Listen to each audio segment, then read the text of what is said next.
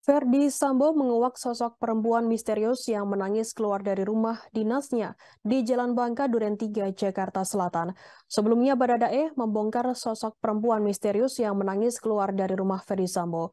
Verdi Sambo mengaku geram dengan keterangan dari Baradae tersebut, yang membantah adanya wanita menangis yang keluar dari rumah dinasnya. Menurutnya cerita tersebut hanya karangan Baradae semata. Bantahan Ferdi Sambo juga dilontarkan mengenai isu perselingkuhan sang istri Putri Chandrawati dengan Kuat Ma'ruf, yang kemudian meminta keadilan agar Baradae juga harus dipecat sama seperti dirinya karena Baradae menembak Brigadir J. Pasalnya menurut Sambo, Baradae juga ikut menembak Brigadir J hingga tewas.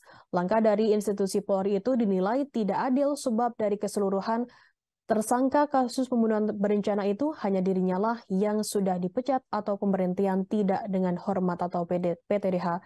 Sementara terdakwa Baradae serta Bribka Riki Rizal sampai saat ini masih berstatus Polri dan belum diberikan sanksi.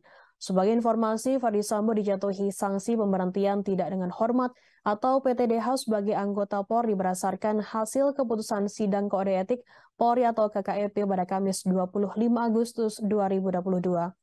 Atas putusan PTDH itu, mantan Kadif Propam Polri tersebut mengajukan banding.